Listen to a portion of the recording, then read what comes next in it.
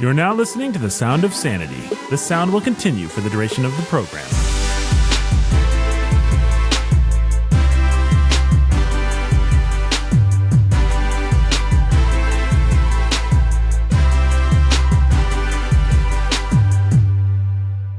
Hello, welcome to Sound of Sanity. I am Nathan. I'm your humble and obedient host. We've got the pastor who's a master of sanity right there, Jacob Menzel. How are we doing, Jake? Pretty good. How are you? I'm doing well. Thanks for asking. I'll tell you who else we have, Jake. You want to know? No. All right. I won't tell you. He who must not be named. His name rhymes with men. Lord Voldemort. His name rhymes with Lord Voldemort.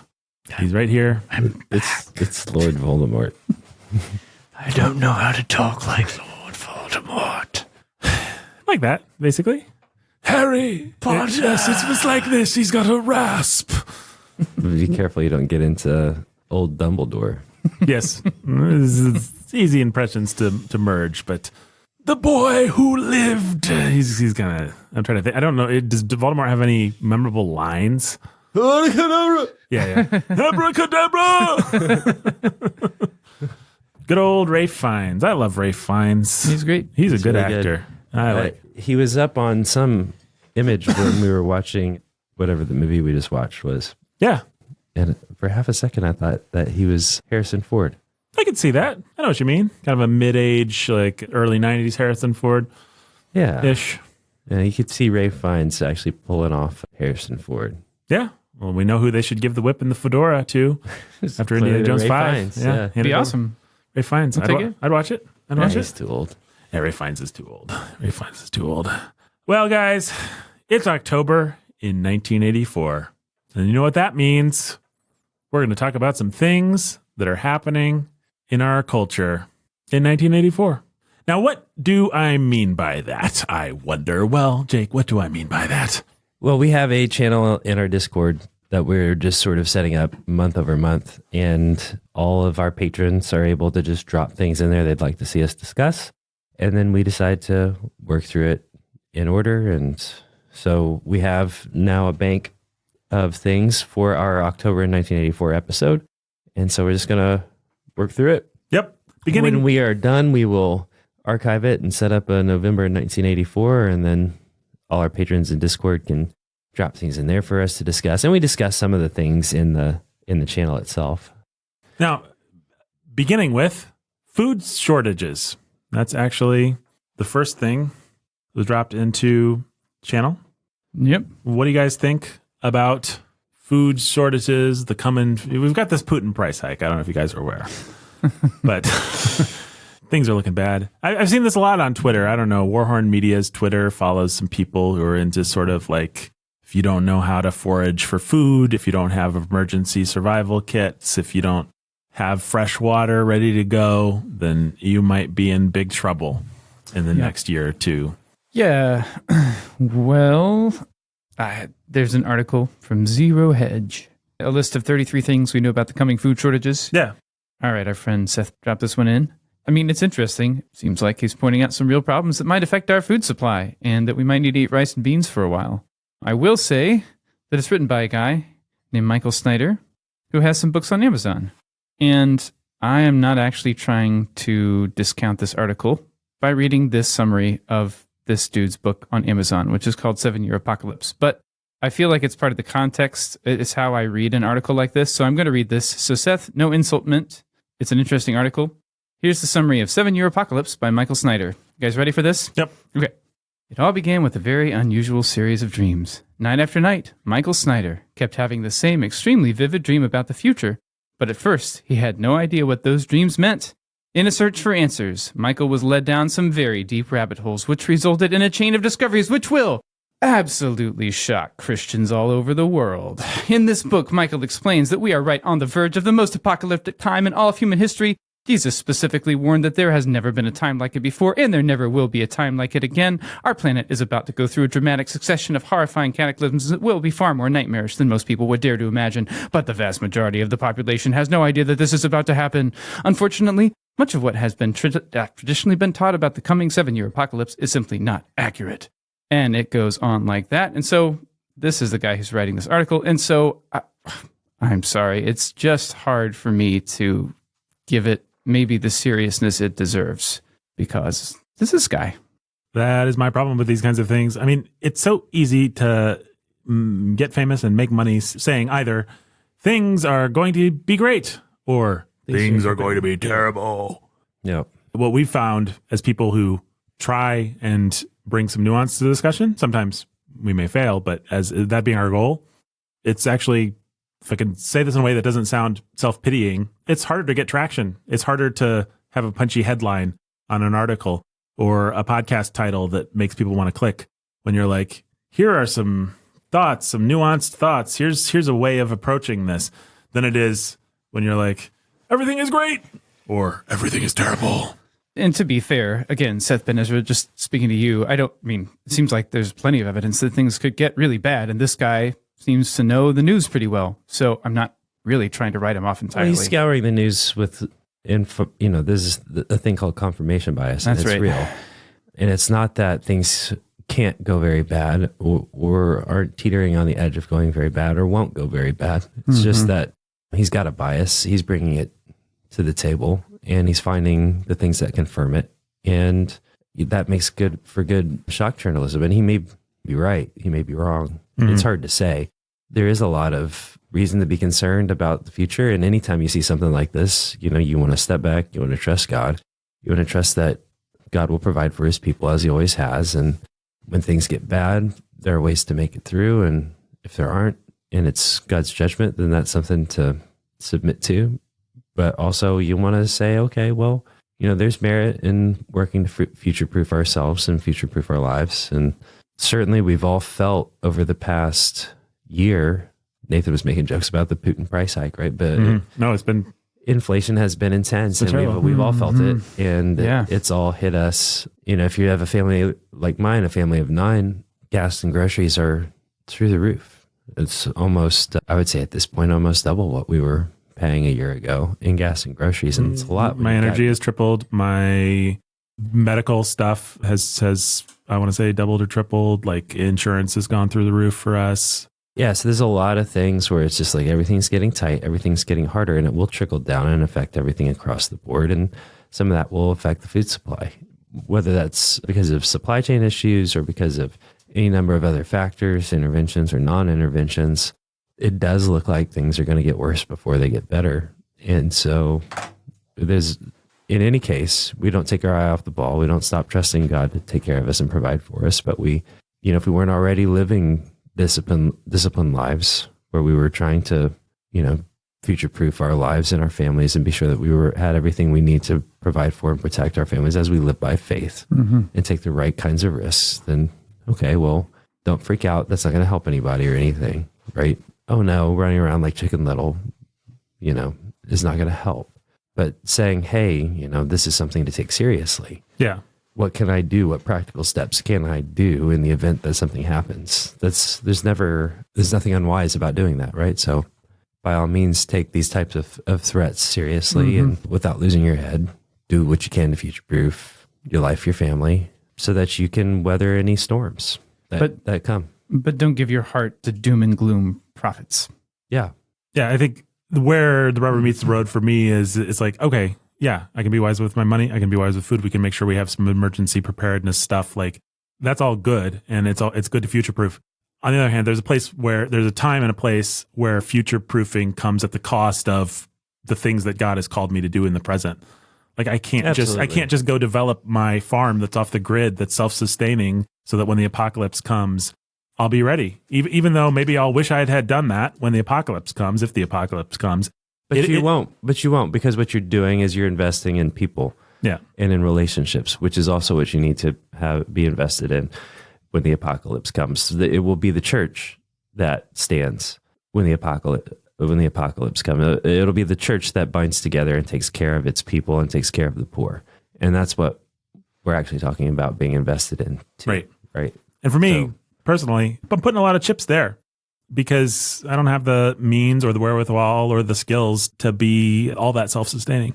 But it's not that I don't want to take these things seriously, have a source of fresh water, that kind of thing. I'm not arguing any of that at all. But I need the community. I need the church. I need other people. And that's where my investment's going. I hope not in a way that puts like a false burden on the people that I would rely on, But okay. Anything else you guys want to say about this one?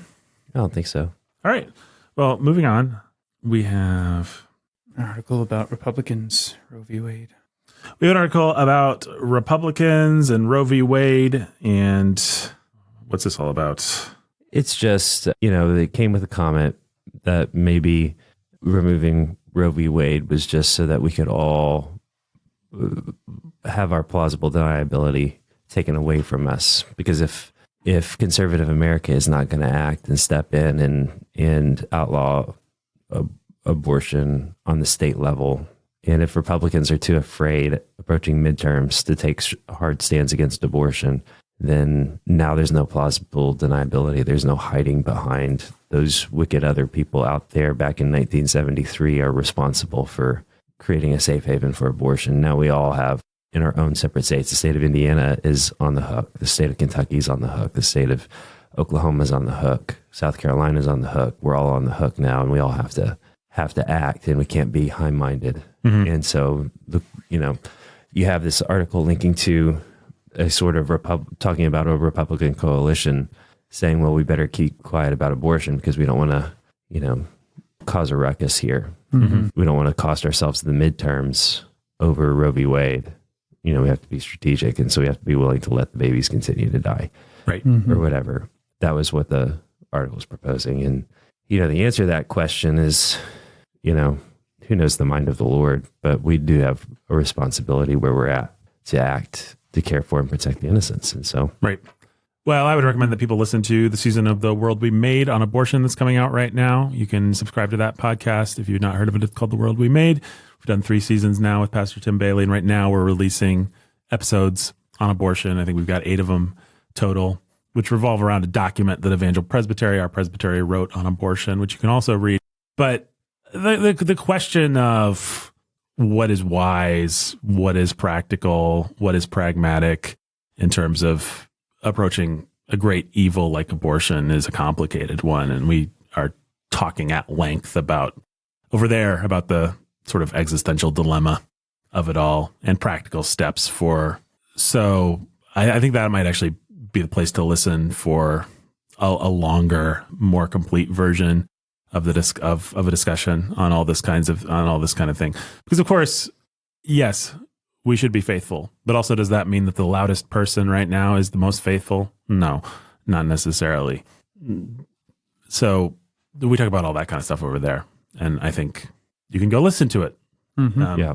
So we're just getting into those episodes. The week that you're hearing this, the episode on the pro-life movement is actually dropping, and that's a really interesting episode. I think it's called like The Good and the Bad of the pro-life movement was our catchy title there. And we talk about both, and Pastor Tim talks about his experiences with both across a career that extends almost back to the original Roe versus Wade decision.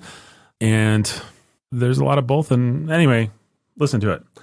Next, we've got FBI action, FBI seizures. Do you guys have any doubt that the FBI is just evil? A political weapon? No, I don't have any doubt about that. That we do, in fact, live in a banana republic where the government wields the FBI against people like private us. citizens like us. No, I don't have any doubt about that. If that's scandalous to you, listener, because you've not had reason to there's a whole lot of evidence out there that the FBI is just a political arm. And start by looking into the suppression of the Hunter Biden laptop story and look at how long ago that actually broke, and any number of things like that. And then, whether it's Mike Lindell or whether it's the guys at Veritas Project or President Trump. Yeah, there's all kinds of evidence that the FBI is just a political arm of the deep state. And if that makes us sound like conspiracy theorists, then sorry, don't look it up. I don't think we're conspiracy theorists, because I don't think that there's if your definition of conspiracy is there's this hidden thing that's out there. That's not what we're talking about. We're just talking about what do we see people do and what do they say. Yeah, I mean, the whole Michigan governor kidnapping plot Like there's just all kinds of stuff like that where it's very clear that the FBI takes certain political actions or sets certain things up, makes certain kinds of raids and seizures that are politically motivated, or hides and suppresses. And the Department of Justice is the same way, hides and suppresses certain things that would be disadvantageous politically to certain parties. Yeah, I mean, I think if I've started to really go down this rabbit trail or down the rabbit hole. I have, I do not have my cork board. I do not have my string. I'm not doing anything like that. But you just read even-handed, objective histories of the FBI or the CIA or any of this stuff. And what's clear is that they are just bureaucratic, perpetual motion machines. They are these things with all these people, all these moving parts that were set in motion that never really had oversight, that never really had vision. And so they just did stuff.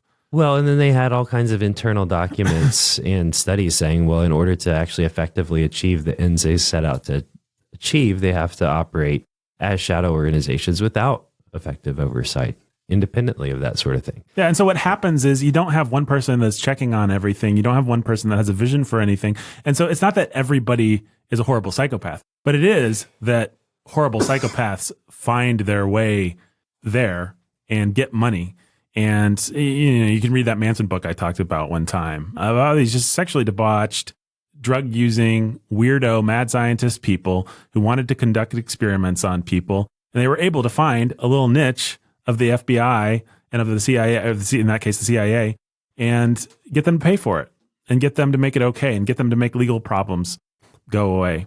And it's not unlikely that some of the evil of the Manson family, certainly some of the evil of San Francisco and Haight-Ashbury and all that stuff in the 60s came out of that. And that's just true. That's not a conspiracy theory.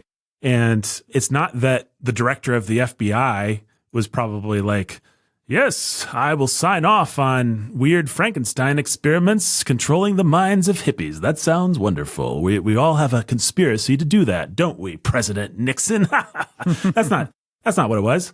It's just this big, ungainly machine full of people doing different things without oversight, sinful people, and these kinds of things happen. And I mean, now it's just clear we have people suppressing information. We have, I don't know. I guess I don't have anything else to say about it, but read the history. We're not being conspiracy theorists here. You don't have to be a conspiracy theorist. It's all kinds of disclosed documentation that backs all of this up. And some of it is, the CIA feels like it's safe to put this out there now. Yeah. And some of it's just like going on before our eyes. And right. There it's real. Well, a lot of it is like, a do-gooding reporter or somebody gets a whiff of it and then exposes just enough of it that they have to release what they can. And so they release stuff that's like half redacted. And I don't know. It's a fascinating world that we live in. I mean, stuff that felt like crazy conspiracy theories 5 years ago, 10 years ago. I mean, think about UFOs.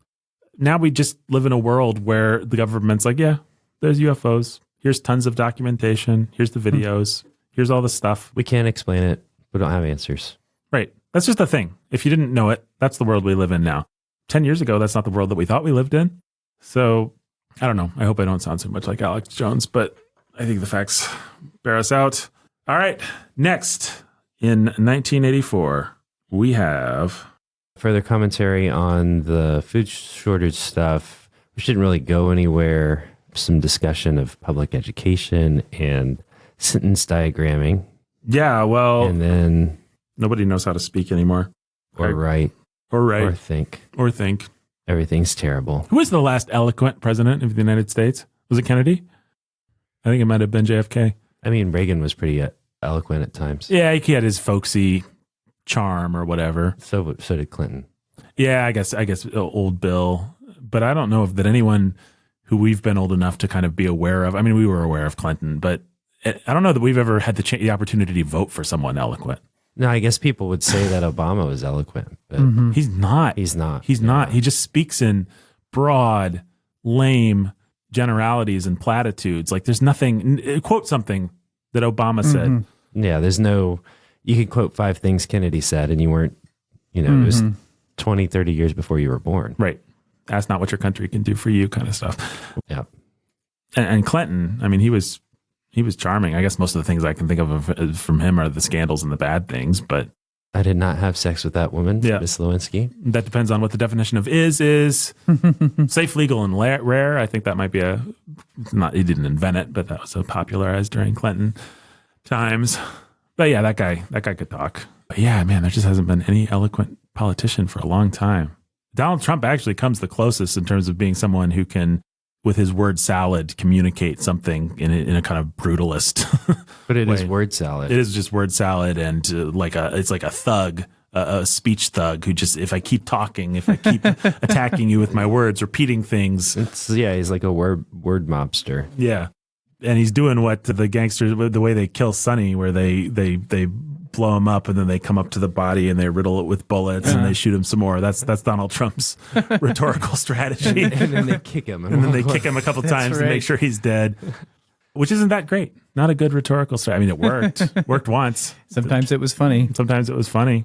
Sometimes it got you covfefe. Sometimes it got you covfefe, which is still amazing that happens.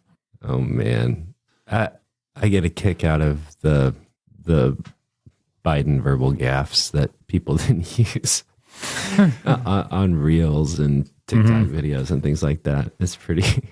The one where he's like, if you really care about something, if you're really committed, and he just sort of peters off into nonsense and then ends with, well, anyway. Yeah. And it's like people use it for their like workout videos, like the motivate. It's pretty funny. I get a kick out of the Kamala Harris speeches where like, I can't think of an example, but it's so bad.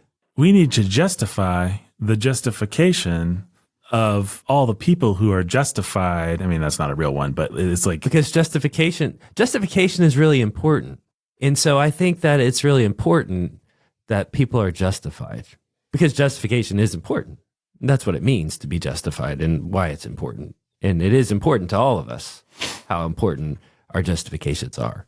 It's amazing. It's amazing. And that's like, that's barely even these videos. I don't think that's an exaggeration. No, the kind of sentence that she would actually say. Do you think that she's actually that dumb, or is this like part of a conspiracy? I think it is a conspiracy. I think it's learned behavior. I think it's a way of lying, a way of prevaricating, a way of she rose to the obscuring top the truth. Yeah. Through, well, all kinds of means, but that was one of them. She did what through all kinds of means? She rose to the top. Oh yeah. I mean, yeah. For sure. I mean, she's well known to have provided sexual favors to get to the top. Everybody knows that about Kamala Harris. If you don't know that, I'm sorry to tell you that. But there's that. But there's also just like, learning how to just have a forked tongue in public, to be Teflon, to never to speak without ever saying anything. Right. Is just the essence of political speech. Yeah. Yeah. And it's a skill. I mean, it is an actual skill. She manages to not threaten any of her constituents. Like she manages to actually play a game precisely because she gets up, she sounds like she's saying something, and she's saying nothing. Absolutely nothing. Absolutely nothing. And President Biden's, by any real standard of rhetoric, and for President Trump for that matter, by any real standard of rhetoric, exactly the same, actually, just not as over the top and silly, but the ability to get up, say a bunch of vague generalities without actually saying anything. Well, what you do is you say enough vague generalities that people hear what they want to hear, right? And then you got your media arm that spins it, and they've got their media arm that spins it the other way. And there's always plausible deniability for your own in crowd, right? So I think that's just the game. That is the game. Yeah. So I don't think it's dumb. I mean, I think at a certain point, when you talk that way, talking and thinking and writing and thinking are so connected that if you cannot communicate clearly, you will not think clear thoughts. I think that's true. So at a certain point, when you've learned to be that vague, your IQ is going to go down, I think. Like the inability to articulate a thought is the inability at the end of the day to think the thought. Yeah, but an animal cunning can still act through you. That's all you're left with. That's all our society is left with is pure animal cutting. Yeah, without the truth. I mean, Kamala Harris is frightening to me. I don't understand how she got. I mean, maybe it was just sexual favors, but it's like, what a diabolical, crazy, insane, unlikable, horrible person. Mm-hmm. Like, how does this woman become vice president of the United States? Why do the Democrats want to own that? I mean, I can understand AOC. She's young, she's pretty, she's enthusiastic. I can understand Bernie. He's old, he's cranky, he's charming. I can understand almost any of them. I can understand Joe Biden. AOC's too much of an ideologue. She might actually try to do something. Right. She might burn something down. Yeah. She might throw you under. She might throw the party. She's just not quite tame yet. Right. Kamala Harris is just the perfect manifestation of the Democratic Party's psychopathy. Psychopathy. There you go. Psychopathy. And she's worked hard to become that way. Yes.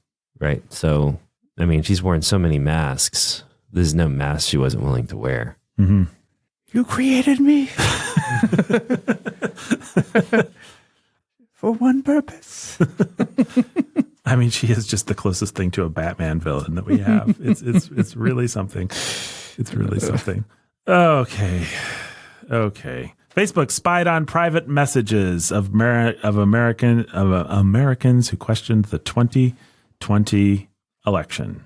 And this is just like, old news. If you're shocked that happened, yeah, then I don't know what world you thought you were living in. But now it's safe, right? So you dump these stories, 2 years after the fact, and you can then say that there's some kind of transparency, and accountability. Right. And then Mark Zuckerberg can appear on the Joe Rogan show and just say, well, I trust the FBI and they're acting in good faith. Yeah. And I did what I was told. And of course we spied on people. Yeah, of course we did the things that we thought we had to do at the time. Yeah. And that clip is amazing. Right. What he cops to, or what he gets sort of like doofusly cornered into copping to. Mm-hmm. Yeah. Biden asked Congress to end social media immunity at White House summit. Yep. Yeah, they want to control speech. Yep. Shocker. Okay, here's something a little different. The racist backlash to The Little Mermaid and Lord of the Rings. I don't even believe that it's real. I don't believe anybody cares. I just think it's the only way to draw attention to subpar IP. I mean, I think it's real, but the conspiracy theory that a lot of conservatives have, which probably isn't a conspiracy theory, is that they have a crappy product.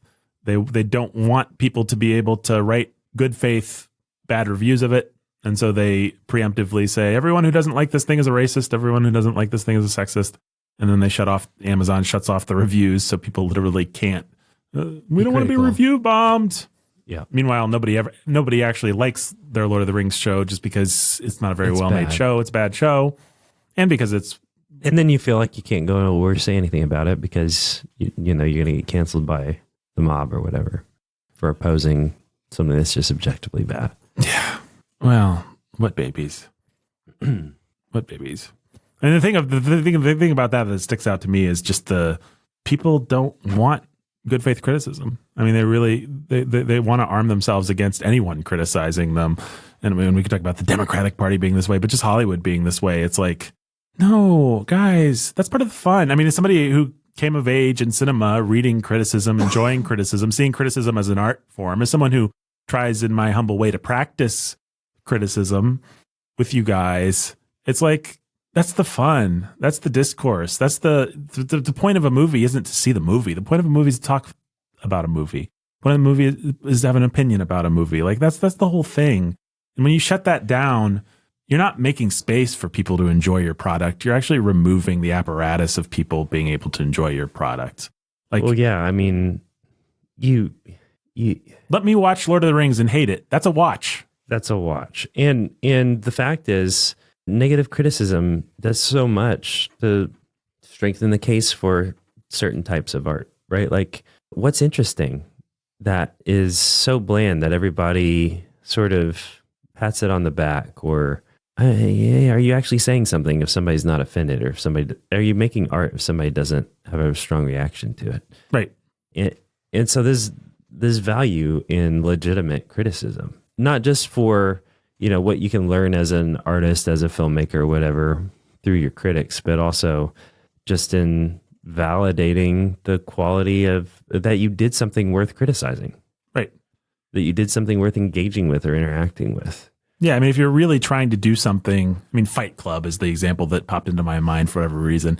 The makers of Fight Club, I remember I actually owned the DVD back in my bad old days, and you opened up the DVD and it had some good reviews, and then on the other, it had like these negative, scathing reviews. They printed them, which was part of the movie's kind of bad boy aesthetic. But the makers of the movie were exactly right in understanding that the whole point of this thing is to be so big and so bold that some people are going to be offended out of their minds. It hasn't done its job. Like if we got 100% tomato meter, that means we have utterly failed to make the piece of provocation that we tried to make.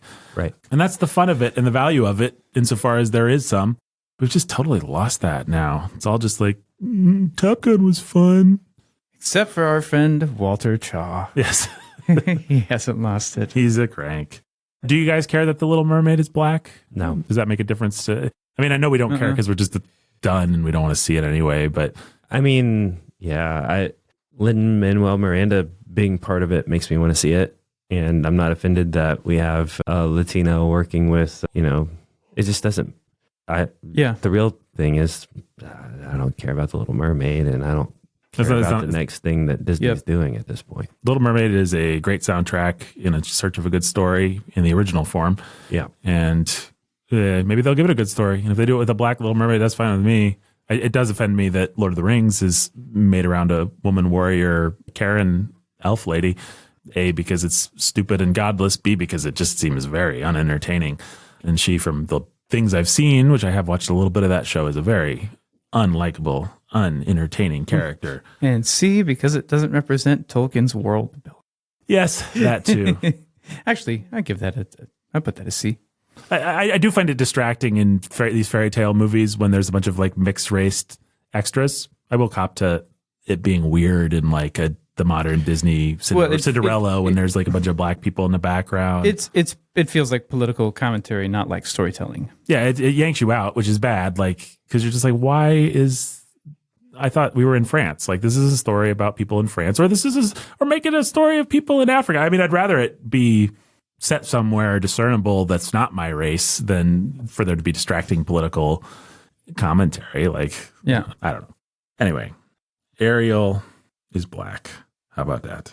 Or they can make it like a stage play if they want to, and that's not a problem. Make it like a stage play? I don't get it. Well, if you're going to have a stage production, right, of something that's local, a local stage production, you're going to use best talent. Mm-hmm. You're not going to have the resources to reproduce a sub-Saharan African, cast ensemble or a medieval French ensemble. Right.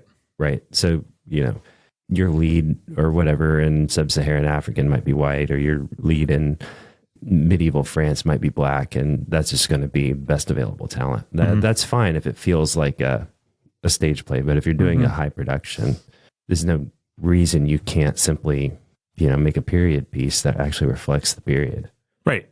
And people say, well, it's all a fairy tale. Yeah, but Beauty and the Beast is a French fairy tale. It's supposed to have kind of a French feeling. So you want it to vaguely, in a very Anglo-American way, feel French.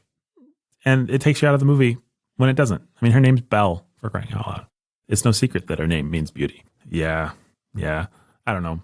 The other thing that really bugs me about all this sort of, what do they call it, representation kind of stuff is it just denies the basic empathy that storytelling is supposed to bring. Like, in other words, what I'm trying to say is a little girl, one of the reasons a little girl doesn't need Galadriel to be the hero is because that little girl can actually watch Lord of the Rings and let Aragorn be her avatar. She can imagine, like, oh, I'm putting myself in the shoes of a warrior right now. That's what stories do. Stories let us be other people. They let us empathize with other people. I watch movies about women and I'm rooting for the woman and I'm taking up her cause and I'm in her shoes for the duration of the film. For the duration of me reading Pride and Prejudice, I'm not Mr. Darcy, I'm Elizabeth Bennet. And that's the joy of Pride and Prejudice, is that I'm not actually a 19-year-old girl, but insofar as I live in a world full of people that I need to empathize with and I need to love, it's nice to read a novel where I can enter in. And the novelists that we really love, like Tolstoy, are putting us into the minds and in the hearts of all kinds of people, from the footman to the horse to the nobleman. And that's what storytelling does. So to say, I need someone just like me up on screen or I can't enter in, it's just such a fundamental misunderstanding of what a story is supposed to do. So people are dumb. What's next? CNN's Don Lemon tells royal commentator the royal family should pay reparations, immediately regrets it. Oh, yes. That was a fun clip. That was a fun clip. I don't think I watched that one. Oh, man. You should watch it right now. She's really fun. She does a great job. Yep. I think you should watch it on mic. It's that good. It's the best clip to happen. I don't know that it is the best clip because the best clip is yet to come. Okay. This clip's pretty good. All right, here it is. Well, this is coming when, there's all of this wealth and you hear about it comes as England is facing rising costs of living, a living crisis, austerity budget cuts, and so on. And then you have those who are asking for reparations for colonialism, and they're wondering, $100 billion, $24 billion here and there, $500 million there. Some people want to be paid back, and members of the public are wondering, why are we suffering when you are... you have all of this vast wealth. Those are legitimate concerns. Well, I think you're right about reparations in terms of if people want it, though, what they need to do is you always need to go back to the beginning of a supply chain. Where was the beginning of the supply chain? That was in Africa. And when across the entire world, when slavery was taking place, which was the first nation in the world that abolished slavery? The first nation in the world to abolish it. It was started by William Wilberforce, was the British. In Great Britain, they abolished slavery. 2,000 naval men died on the high seas trying to stop slavery. Why? Because the African kings were rounding up their own people. They had them on cages waiting in the beaches. No one was running into Africa to get them. And I think you're totally right. If reparations need to be paid, we need to go right back to the beginning of that supply chain and say, who was rounding up their own people and having them handcuffed in cages? Absolutely. That's where they should start. And maybe, I don't know, the descendants of those families where they died in the high seas trying to stop the slavery, that those families should receive something too, I think, at the same time. Whoa. It's an interesting discussion. It's an interesting Thank you discussion. very much. I appreciate it. We'll continue to Absolutely. discuss. So remember the impact of the supply chain crisis on the economy? Speaking of supply chains, He's stumbling over I his love words. it. She gets that little smile as soon as he asks. She's like, oh, yeah. I'm ready for this Oh. one. You just set me up. I was hoping. I thought you'd I was never ask, ready. Don Lemon. You fatuous. Wow. That is a beautiful. I mean, Okay. I'm not big on like Shapiro owns libs video or fat feminist fails. I mostly don't like those videos, but any kind of Schadenfreude catharsis. Karen owned by. But that video is a work of art, a thing of beauty. Yeah. Yeah. And the very next one is my prime minister, all our prime ministers. Yes. Yep, that lady. But we can't, she's amazing. I don't know that we can actually play the clip because it's in Italian. But, Yeah. Just go find the Italian prime minister's. What was it? it's 2 minutes and 14 seconds. Shouldn't have a hard time finding it. It was. Yeah. Although I did hear that Google scrubbed it or something like that. YouTube removed it. Removed it. Yeah. But man, She ends with the Chesterton quote. here, I'll just, I've got it sort of auto playing in front of me. So I'm going to read the translation that's given here. Okay. At the point of me reading this now, it's 21.4 million views on Twitter. Yep. Okay. So I'm going to mute it. And then here's what she says. And I'm not going to try to get her verve and, Nah. Nope. But she has a lot. but she has a lot of verve, a lot of strength. And, you want to see Deborah. Yep. My goodness.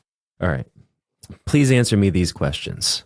This is about what we're doing here today. Why is the family an enemy? Why is the family so frightening? There is a single answer to all these questions. Because it defines us. Because it is our identity. Because everything that defines us is now an enemy for those who would like us to no longer have an identity and to simply be perfect consumer slaves. And so they attack national identity, they attack religious identity, they attack gender identity, they attack family identity. I can't define myself as Italian, Christian, woman, mother. No. I must be citizen X, gender X, parent 1, parent 2. I must be a number. Because when I am only a number, when I no longer have an identity or roots, then I will be the perfect slave at the mercy of financial speculators. The perfect consumer. Cut to applause. That's the reason why. That's why we inspire so much fear. That's why this event inspires so much fear. Because we do not want to be numbers. But we will defend the value of the human being. Every single human being. Because each of us has a unique genetic code that is unrepeatable. And like it or not, that is sacred. We will defend it. We will defend God, country, and family. Those things that disgust people so much, we will do it to defend our freedom. Because we will never be slaves and simple consumers at the mercy of financial speculators. That is our mission. That is why I came here today. Chesterton wrote more than a century ago. Let's see if I can find it. She's shuffling through her papers. Fires will be kindled to testify that 2 and 2 make 4. Swords will be drawn to prove that leaves are green in summer.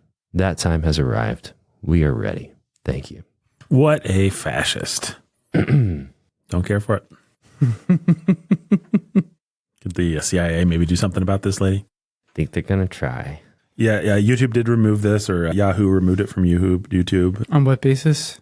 It's like fascist hate speech or something. Yep. It's insane. You heard all the Isn't that fascist hate crazy? speech. Yeah. That's Crazy? just insane. These people hate you. Yep. Hate everything about you. And she's right. And she's right and powerfully right. And they don't know what to do except try to silence her. And the minute you try to censor something like that, man, you give it that much more power and potency. Mm-hmm. You prove it. And right on time, as I think somebody says, because I think they posted a link to it being, yep, right on schedule. Sammy from... Yep.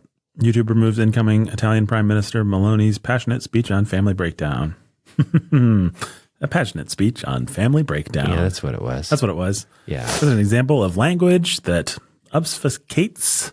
How do you say that word? Obfuscates. I can never pronounce that word. Does that thing. Makes things murkier. Yep. Oh, my goodness. Would I vote for her given that she's a woman? Yes. Yep. In a heartbeat. No question. Yep. Yep. Would I mourn the fact that it's, come to a woman? Yeah, sure. But would I vote for her? Sure. Yep. Based on that speech alone, Nathan? Yep. Yes. Based on that speech alone. 100%. Come 100. be our president. Come be our president. Invade. Shoot, now we're going to be canceled. Canceled, anti-American.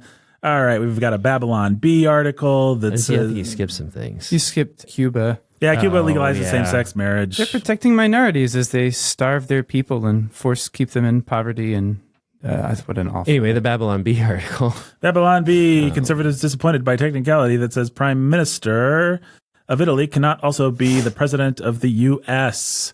Nathan disappointed by overly long comedic premise that should be cut down in order to be more funny. That's my comedy snob coming out. I'm not a big Babylon Bee guy. I'm sorry. But yes, we agree with the Babylon Bee that... We're stupid for wanting her to be our president. Thank you. Yeah, whatever. Shut up. Yep. Thanks for posting it, though, whoever posted it. Okay. The new chief executive of a major Australian sports franchise lasted exactly 1 day on the job after a hideous scandal was discovered. He attends an evangelical church and leads its board. Oh. Yep. I remember this story. His name was Andrew Thornburn.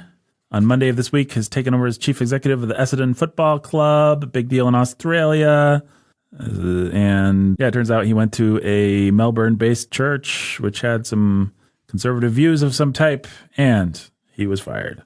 So I guess if anyone has any doubt about where America's heading, you can just look at all other places that are farther than us.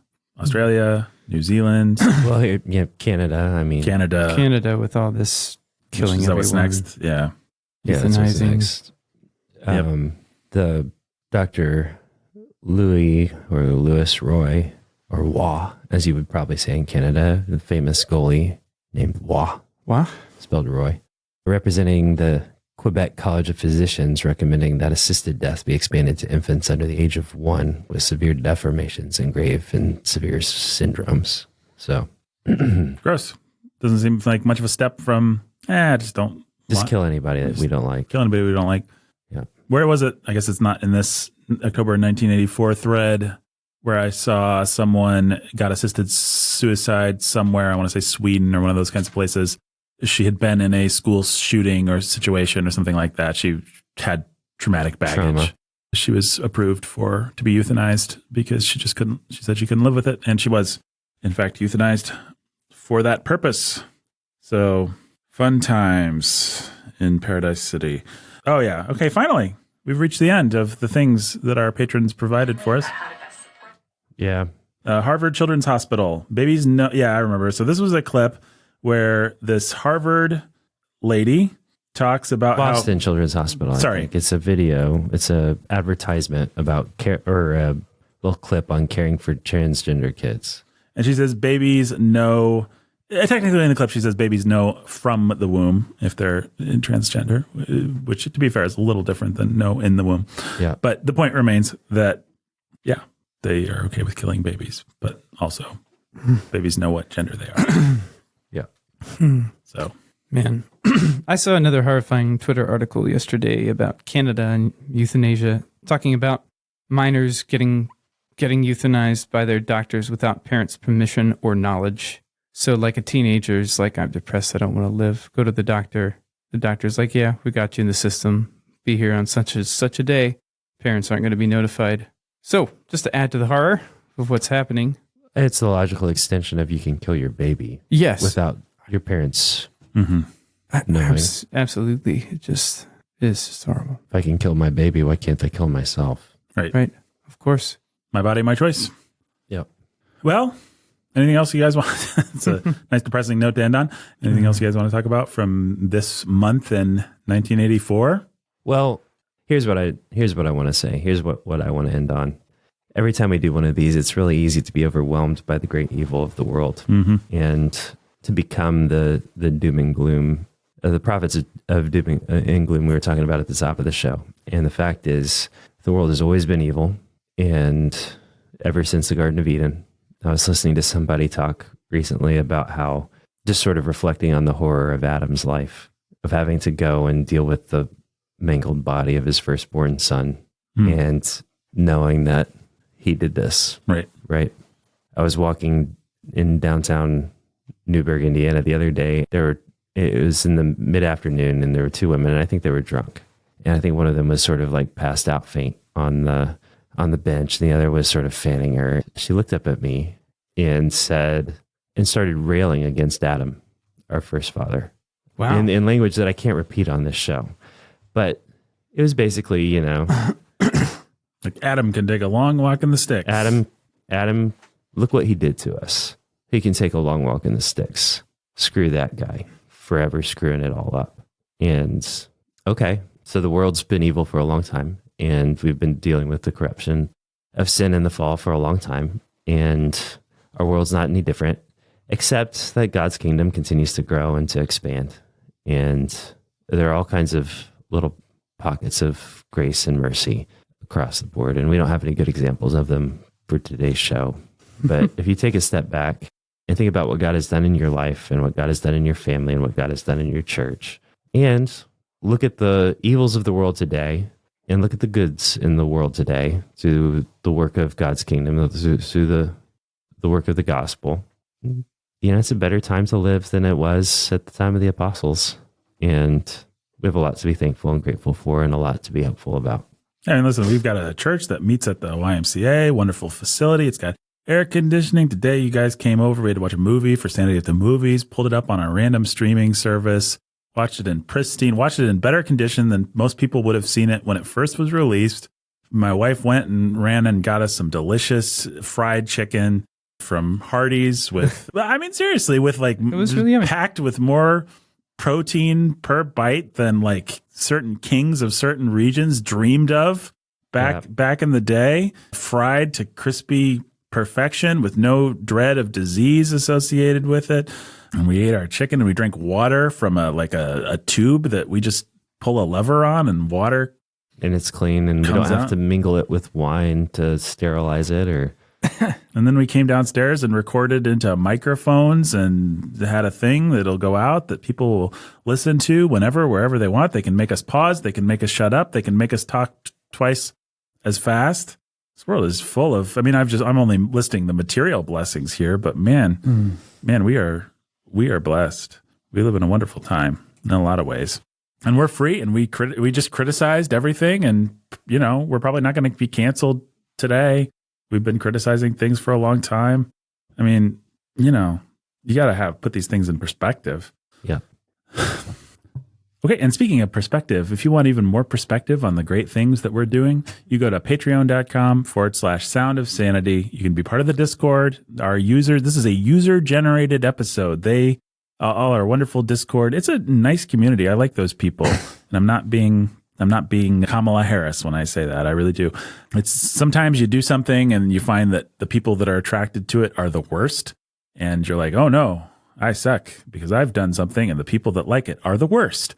But the Sound of Sanity Discord is not like that. It's good conversations, fun articles, good people. So you can be part of that discussion. You can be part of our Discord. You can help form the next episodes of Sound of Sanity.